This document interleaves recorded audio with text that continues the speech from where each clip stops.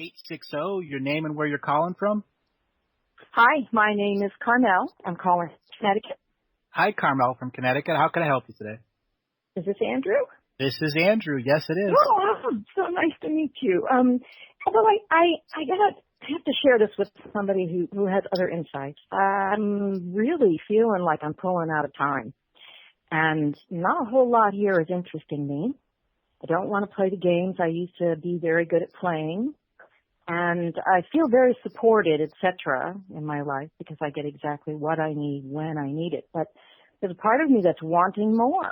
And I'm not sure what my contract is. I'm working all the time. I've been working regarding the consciousness upliftment for many years now. And I just feel like my job is done. I'm reticent to say that, but I feel like what I came here to do, the pushing that I've and the striving that I've come here to do, I feel satisfied that I've done my job. In other words, people are picking it up. The steam is rolling, expansion is happening, and I'm ready to go to the next place to play.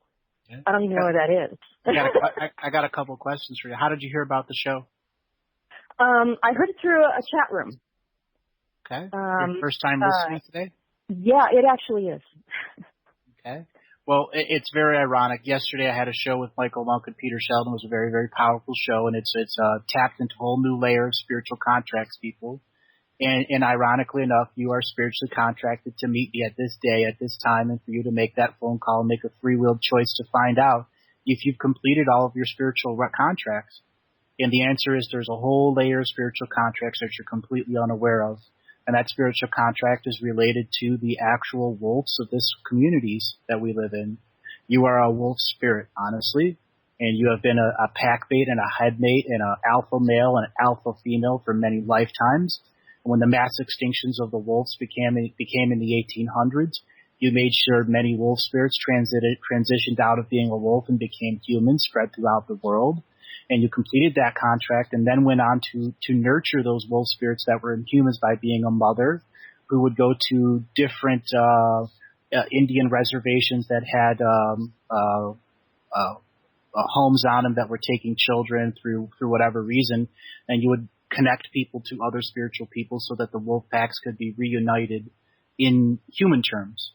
And you can finish that part in about the 1930s. And then you went back into the astral world where you waited and waited until you had this lifetime. And this lifetime, you are here to resolve all of the leftover contracts you had from the fall of Atlantis. You were in all three falls of Atlantis. And each time you were on the side that was trying to enforce Fortress Earth to prevent the spiritual invasion that was taking place. But each time it ultimately failed as the corruption of man had come from the inside and the technology had overweighed the spirituality. And your lifetime, this lifetime, separate of everything that you think you've done now, is to understand that there must be a spiritual science.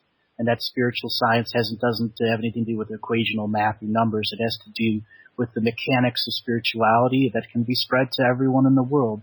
You're a teacher spirit this lifetime, and you already know that. And on a much deeper level, your personal expression this lifetime is about the wolf howl. The wolf howls to its pack mate, and on a mountain far beyond, another wolf howls back. And it is a network of psychic wolf howls that I hear in you right now.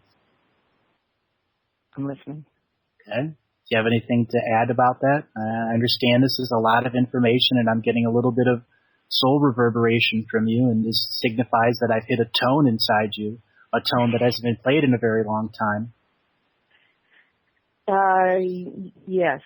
Yes. And, the activities that I do occupy myself with, I try to make sure that I maintain my now presence of holding my joy in front of me before I do anything else or speak. Mm-hmm. I have actually been, I must say counselor, teacher to many people. Every time I hang a shingle to try to make this my lifestyle, it evaporates really quickly. That's not what I'm supposed to be doing.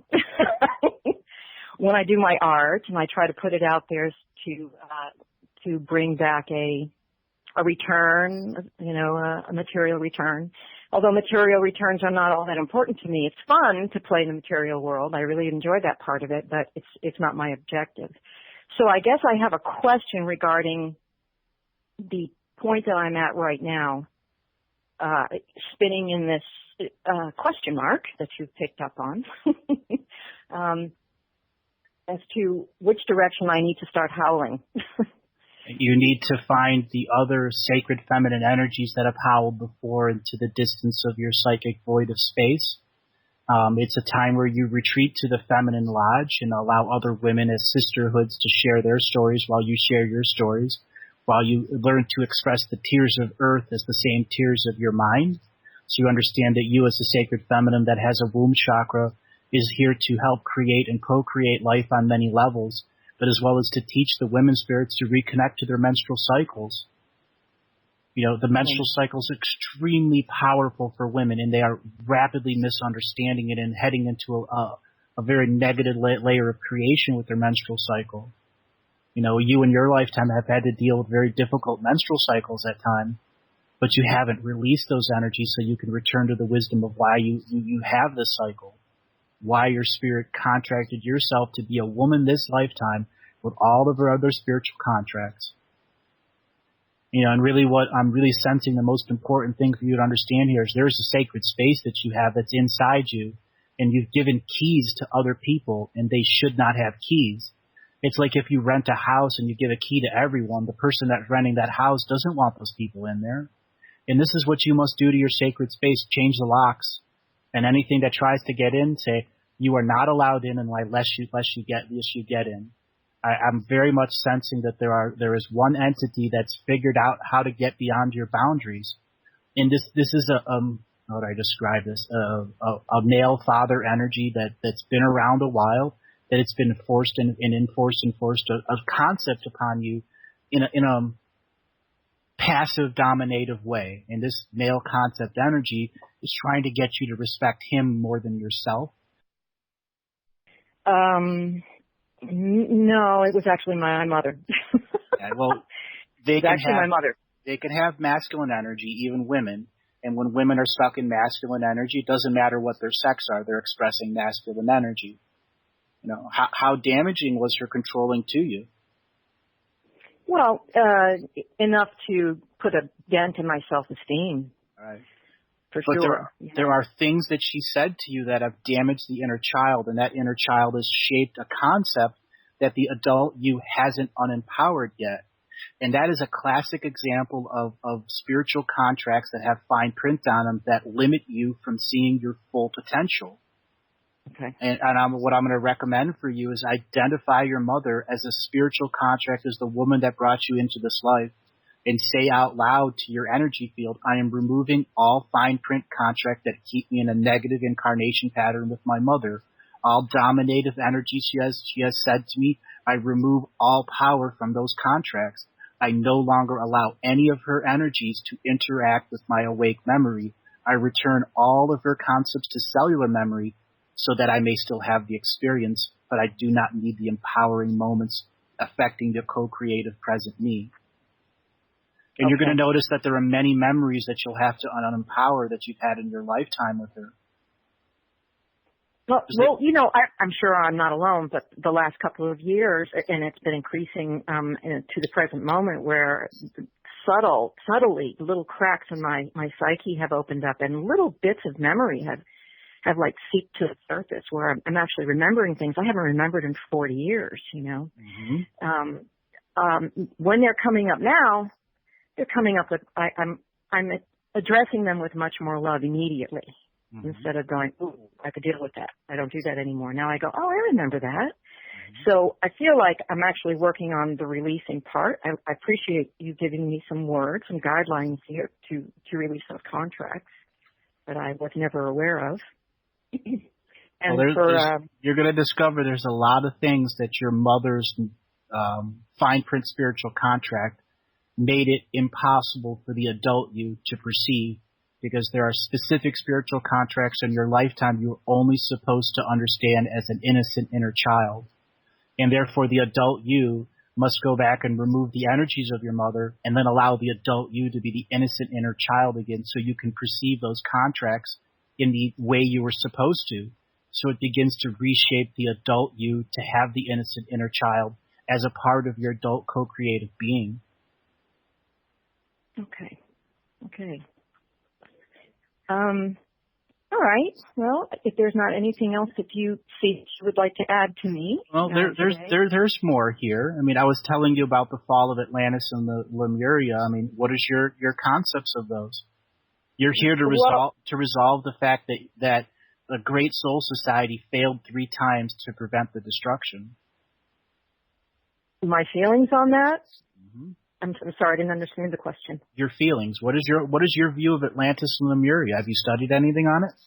Yeah, I feel like I feel like there's an energetic memory for me regarding. I was never sure if it was Atlantis until somebody would say something like, "Well, Atlanteans, ornate them. They're very ornate. They wear a lot of jewelry, etc." And I would go, "Well, that's me. So maybe I'm an Atlantean."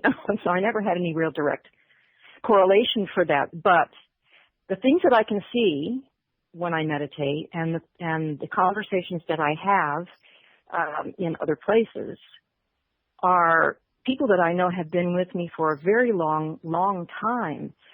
So I would say that I believe that I was part of that, but I'm really happy to see I was I was not part of the destruction per se. Well, that's the thing.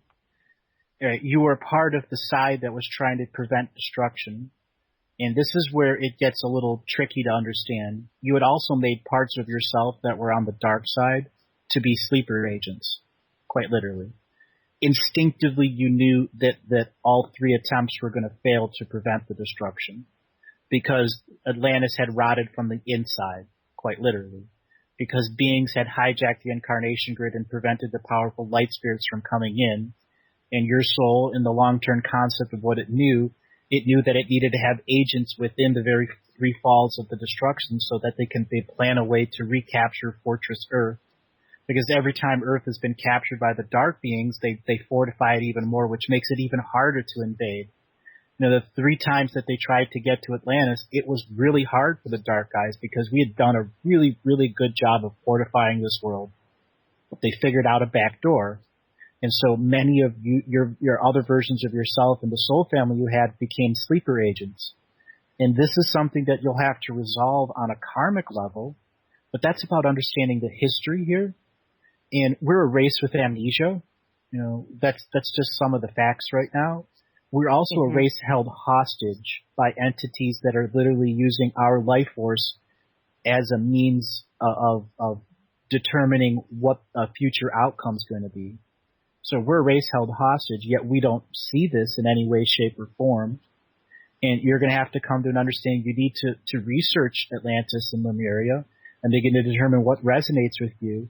And it'll be time for you to look at your past life concepts. This is going to open up a whole new layer of self-expression for you.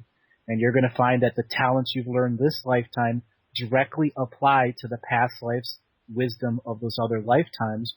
And you're going to see incarnation habits and patterns that reflect to this lifetime. Okay. Now, all kinds of brain started firing like crazy when you were speaking just now. Yes, I can see some of the things that I do currently are very old arts. And it also, you seem to be able to satisfy this feeling that I feel like I've pushed the boulder uphill, we're at the peak. And now I'm relieved. It's not like I want to leave because I'm done. I'm relieved. I feel like we've accomplished what we needed to do so far and things are rolling. But, there's a sense of relief. So I'm really glad you said that because it sparked that up for me. Okay. And then there's one more thing. You're not member to one soul family. You're member to many soul families. And that's just reflective of the type of soul that you are. You've lived lifetimes in hundreds of soul families. It means you can jump soul families and DNA lineages during your off lifetimes and then come back into a DNA lineage with all of the other knowledge from another soul family and a DNA wisdom. And that's something you're going to have during another awakening, that you're going to realize that you have whole spans of extra psychic talents that are not part of your DNA lineage of this lifetime or this soul family, but other talents from other soul families are going to come to you, and it'll be your personal choice of self-expression to learn them, and to find teachers in this world, in this matrix world, so you realize that there's contracts that you gave yourself. If you've expanded your consciousness enough, that these other soul-based psychic talents will come forward. And there are whole groups of teachers that are waiting out there, so you can also become a teacher. You're destined, and I mean destined, to become a new elder of a new generation of people. Awesome. Yeah. It makes me feel really good. Andrew, this was wonderful. I'm really very grateful that you speak your truth and you give your gifts. Well, thank you for calling in, and call in another time if you'd like. Or I would love to. Or you can get a hold of me on my website, andrewbartzis.com, if you'd like a private reading. Yeah, I think I'm going to do that. I'm going to do that. Have a good day. You too. You take it easy. Thank you. Bye-bye.